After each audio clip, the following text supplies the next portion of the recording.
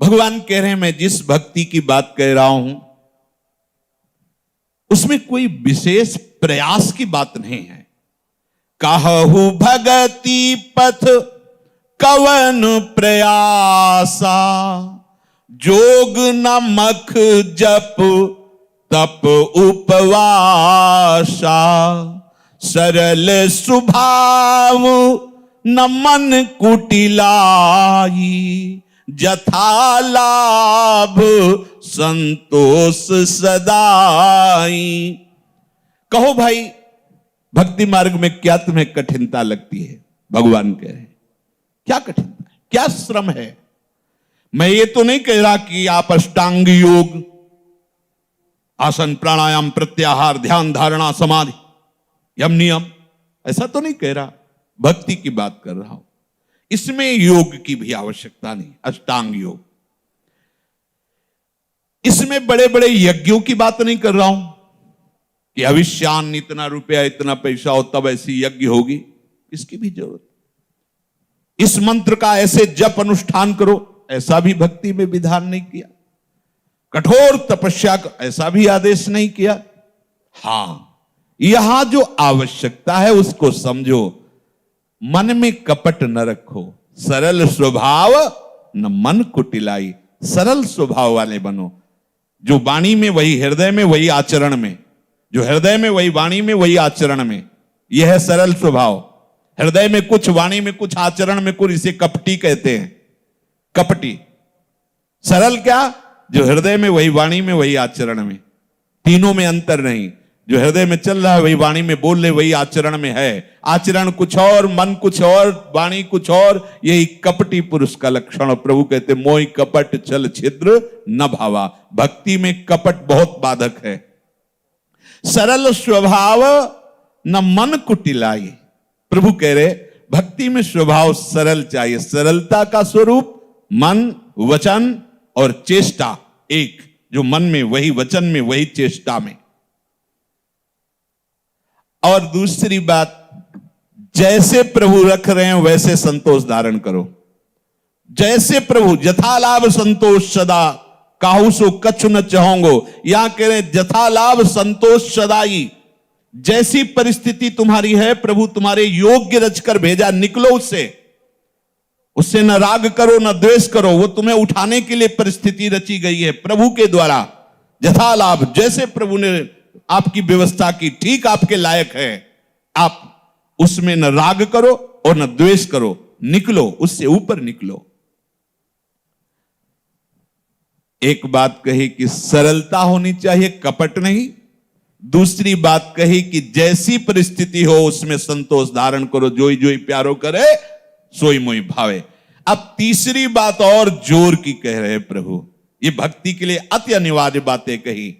कह रहे हैं मेरी भक्ति में जोग नमक जप तप उपवासा, लेकिन इसकी जरूरत है। सरल स्वभाव न मन कुटिलाई, जथा लाभ संतोष सदाई। ये जो बात कह रहे हैं सब बातों की एक बात है। कह रहे मोर दास कहाई नर आसा, करई तो कहू कहां विश्वासा, बहुत कहाऊं का कथा बढ़ाई, यही आचरण बश्य में भाई। मेरा दास कहलाकर किसी मनुष्य की आस करे तो बोलो ये क्या मेरी भक्ति है, क्या मेरा विश्वास है, क्या ये मेरा दासत्व है? मोर दास कहाई नर आसा, करई तो कहू कहां विश्वासा। मेरा दास कर, अरे अनंत शक्तियों के स्वामी प्रभु, किसी की तरफ आंख उठा के भी नहीं देखना कि ये कभी हमारे काम में आ जाएगा, ये कभी अवसर आने पर हमारा सहयोग करेगा। धिक्कार है ऐसी दासता को जो प्रिया प्रीतम के चरणारविंद का आश्रय लेकर किसी और की तरफ देखना पड़े। ये आंखें फूट जाएं जो किसी और की तरफ देखे, ये कान फूट जाएं जो किसी और की बात पर विश्वास करके सुने उसे। नहीं, हमें प्रिया प्रीतम की बात, प्रभु की, हरि गुरु की बात, बस श्रवण फुटो जो अन सुनो श्री राधा जस भय। हमारे मुख में जो जिह्वा है वो अनन्य भाव से अपने आराध्य देव की रटन में गुण लीला में रहे, अन्यथा मूक हो जाए, वाणी अंतर्हित हो जाए, बोलना बंद हो जाए या जबान कट जाए। ये निष्ठा, कितना आनंद है। इतने बड़े प्रभु ठेका ले रहे हैं, मेरा दास, फिर क्या उदास, फिर क्या दूसरों से आस, क्या भरोसा किसी और का। प्रभु का बल महाबल, अन्य आशा नहीं। हम लोग फंसे। देखो प्रभु कह रहे भक्ति में ये 3 बातें अति अनिवार्य हैं। कपट मत रखो, सरल स्वभाव रखो। दूसरी बात, जैसी परिस्थिति है उसी में भजन करो, विचलित मत हो। प्रभु ने आपके योग्य परिस्थिति रची। तीसरी बात, किसी का भरोसा मत रखो, एकमात्र प्रभु से ही आशा भरोसा और बल हो। प्रभु कह रहे हैं देखो, अगर ऐसे आचरण करोगे तो मैं तुम्हारे बसीभूत हो जाऊंगा।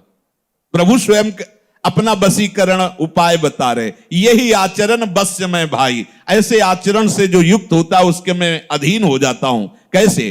बैर न विग्रह आस न त्रासा, सुख में ताही सदा सब बाशा। सुख में ताही सदा सब आशा, अनारंभ अनिकेत अमानी, अनघ अरोस दक्ष विज्ञानी। जो मेरा भक्त होता है वो पहली बात किसी से दुश्मनी नहीं ठानता। अजात शत्रु ते सदा, हरिवंश नाम लीनजे, ये बात पकड़िए। अगर आपके अंदर किसी के प्रति भी बैर है तो अभी हरिदासत्व में कमी है। किससे बैर करोगे?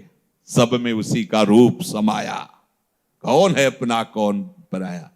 साहब प्रणाम करने योग्य बंदनी मेरे प्रभु ही नाट्य कर रहे हैं माया को स्वीकार करके।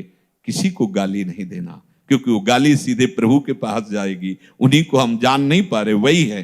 किसी से वैर नहीं और किसी से विग्रह नहीं। विग्रह माने लड़ाई झगड़ा।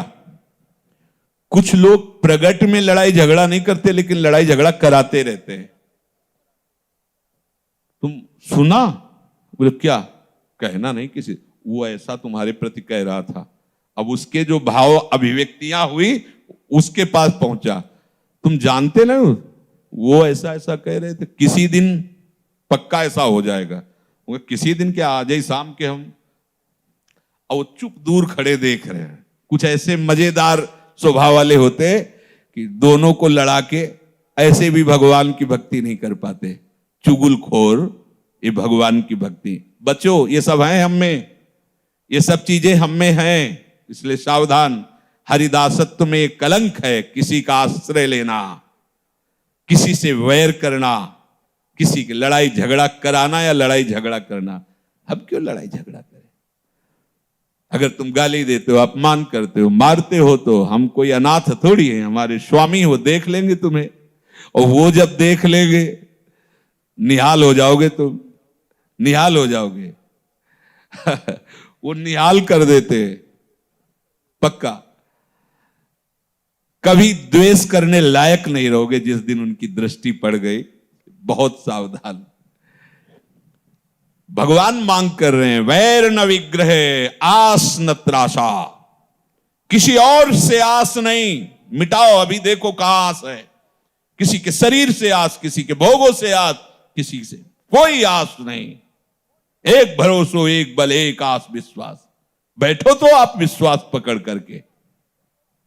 आपको लगेगा कि आपके पास तो है तो सब।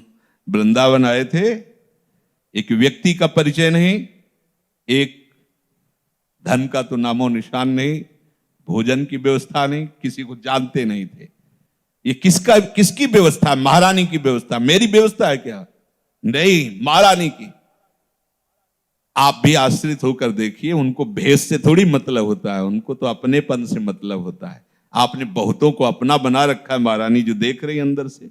और जिस दिन ऐसा आएगा कि गोरे चरणारविंद के सिवा कुछ नहीं, तो श्री राधा किंकरी नाम लुटा थी, चरण यो रद्भुता सिद्धि कोटि। करोड़ों अद्भुत सिद्धियां हाथ जोड़े खड़ी रहती। ये किसी की चापलूसी या चालबाजी से थोड़ी सुविधाएं, ये महारानी की कृपा कोर से सब है, और उस कृपा कोर के आप भी अधिकारी हैं। पर शर्त है, मोरदास कहाई नरासा, अन्य की आशा नहीं, अन्य आशा नहीं। प्रभु कह रहे उसके लिए सभी दिशाएं सुखमयी होती हो, जहां भी वास करेगा आनंद ही आनंद रहेगा। किसको? किसी से बैर नहीं, किसी से झगड़ा नहीं, किसी से आस नहीं, किसी से भय नहीं। क्यों भय किसी से? इतना बड़ा मालिक मेरे साथ है, मुझे कोई छू सकता है? हाँ, उसको पिटवाना है तो कोई बचा सकता है? नहीं बचा पाएगा। उसको नहीं पिटवाना तो कोई पीट सकता है? नहीं। आग में फेंका गया, जहर खवाया गया, सांपों के बीच में कृत्या उत्पन्न की गई, क्या क्या नहीं किया गया। एक रोम झुलसा क्या प्रहलाद का? तो प्रभु केवल प्रहलाद जी के ही हैं क्या? नहीं, प्रभु यह कह रहे हैं यही आचरण बस में भाई, ऐसे आचरण करो मैं तुम्हारे अधीन हो जाऊंगा। प्रभु कह रहे हैं अनारंभ, ये महान भक्त का लक्षण है, ये सिद्ध भक्त का लक्षण है। उसके द्वारा संकल्पित कोई कार्य नहीं होते कि ऐसा करो परसों ऐसा कर लिया जाए, ऐसा नहीं होगा। चलो अभी चलते, परिक्रमा लगा, हाँ चलो, इस पूर्णा हुई, चले, ऐसा कर लो, ये गान करो, हाँ अभी ऐसा किया जाएगा, ये संकल्प करते नहीं। अनारंभ, अचानक भगवत प्रेरणा से हो रहा, उसका कोई संकल्प नहीं, कोई कामना नहीं, कोई फल की इच्छा नहीं कि ये करने से ये फल मिलता, चलो ये किया जाए, ऐसा नहीं है, स्वाभाविक है। अनारंभ, अनिकेत, जहां वो रह रहा है वो अपना घर नहीं है, उसे अनिकेत कहते। ये मेरा घर है तो ये आपने उसकी आसक्ति स्वीकार की, अहंकार स्वीकार किया कि मेरा है, नहीं, ये क्या है? राधा केली कुंज है, श्री किशोरी जी का सारा वैभव है। आप कौन है? उनके चरण सेवक, उनके चरणों में रहने वाले। तो सेवक कहां रहता है? स्वामी के समीप। स्वामी कहां है? महल में। सेवक कहां है? महल में। सेवक स्वामिनी के चरणों पे विश्राम करता है।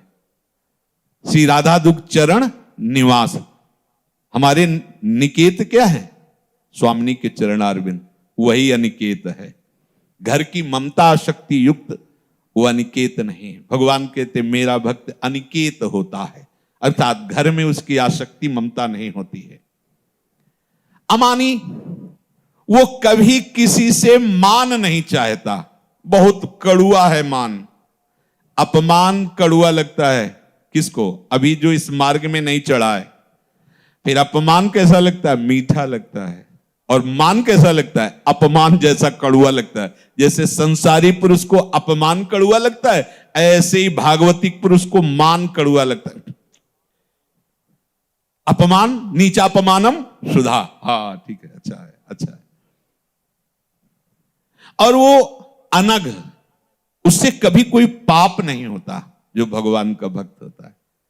क्योंकि पापाचरण होते हैं शरीराभिमान से, मैं स्त्री हूं, मैं पुरुष हूं, मैं भोगूंगा, मैंने भोग लिया, मैं भोग सकता हूं, इसी से पापाचरण होते हैं। शरीरासक्ति, शरीराभिमान से ही पापाचरण होते हैं। और वो पहले ही अहंकार भगवान के चरणों में समर्पित कर चुका है, इसलिए उससे कोई पापाचरण नहीं, वो निष्पाप होता है। न पूर्व, न वर्तमान, न भविष्य, तीनों में वो निष्पाप होता है।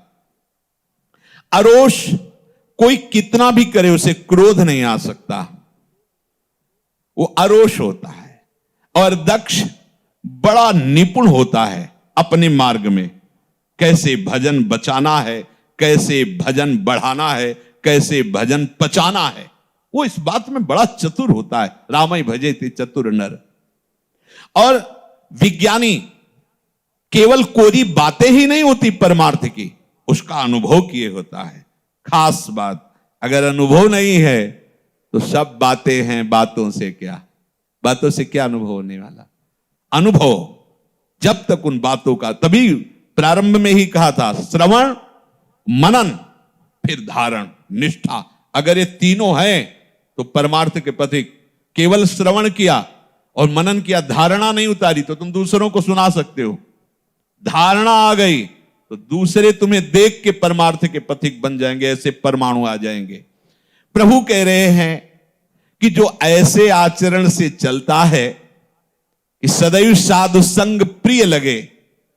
अगर संग करे तो प्रीति सदा सज्जन संसर्गा, त्रिसम विषय स्वर्ग अपवर्गा। संसार के भोग की क्या बात, देवराज इंद्र को जो भोग सुविधा मिली उसकी भी इच्छा नहीं रहती और मोक्ष की भी इच्छा नहीं रहती।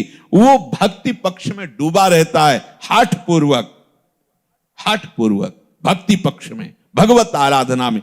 पर वो कभी दुष्टता नहीं करता कि दूसरों की निंदा करे, दूसरे वैष्णवों की निंदा करे, दूसरे संप्रदायों की चर्चा निंदा करे। ऐसा नहीं होता भगवान का भक्त। अगर ऐसा है तो अभी वो सही मार्ग में नहीं। किसी की भी निंदा नहीं, सब में प्रभु समाये हैं। हम जिसकी निंदा कर, हम सोचते हैं कि हम अपने आचार्य की बड़ाई करके दूसरे की निंदा करेंगे तो हमारे आचार्य हमारे को माला पहना देंगे, बास या बास हमारा यश। अरे पागल, जो यहां बैठा है वो वहीं बैठा हुआ, सब जगह वही बैठा है, दूसरा कोई है ही नहीं। अगर इधर आप चंदन लगाते उधर गाली देते तो वो गाली इधर ही तो आएगी। क्या तेरी आराधना हो रही है?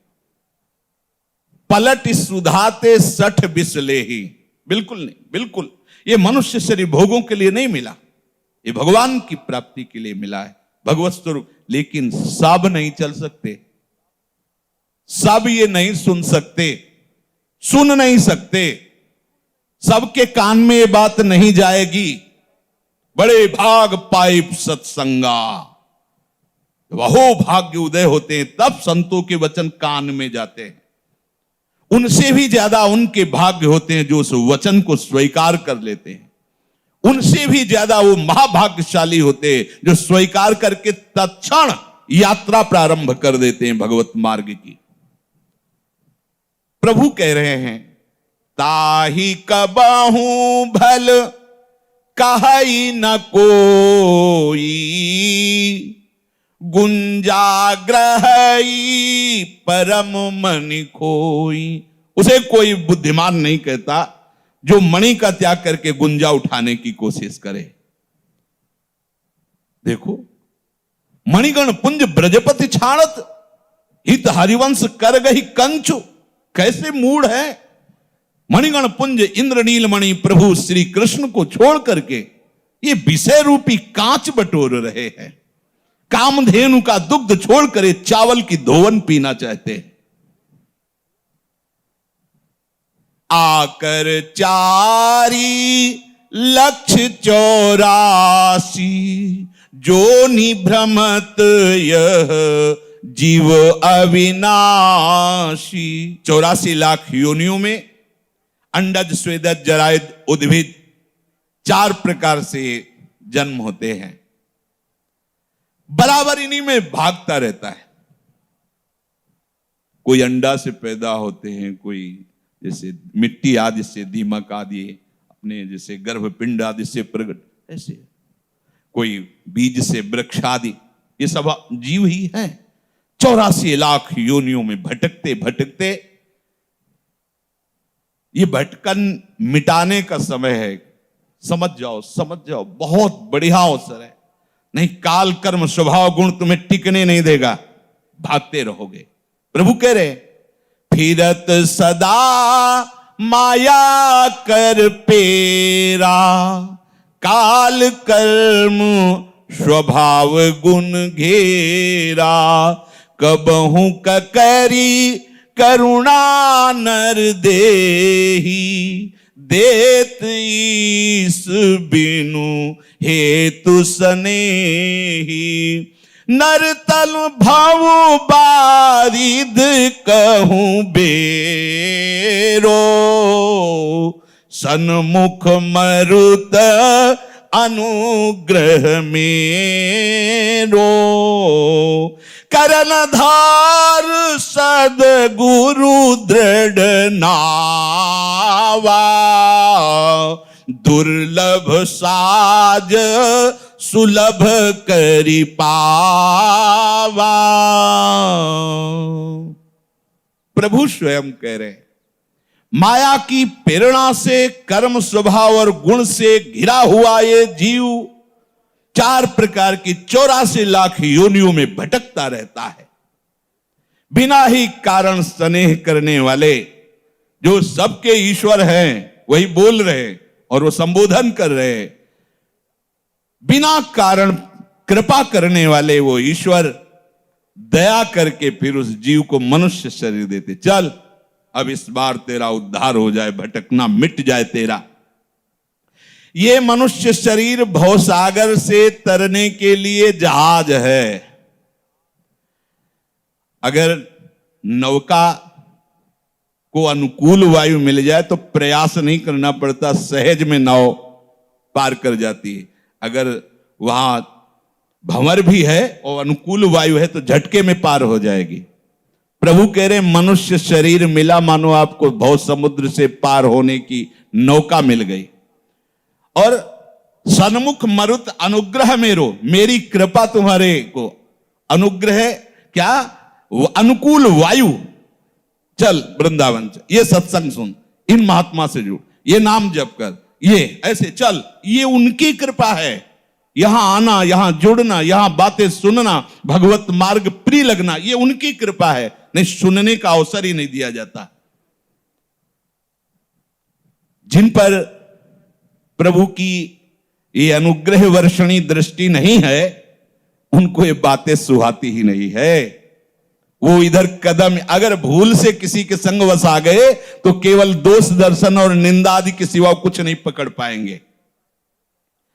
बोले अच्छी नौका मिल गई और मेरा कृपा रूपी अनुकूल वायु मिल गई और बड़े चतुर खेवैया सदगुरुदेव मिल गए।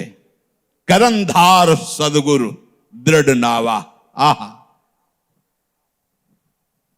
खेवैया मिलना बड़ा कठिन होता। नाव भी मिल गई, हवा भी अनुकूल, पर खेवैया नहीं तो कैसे होगा।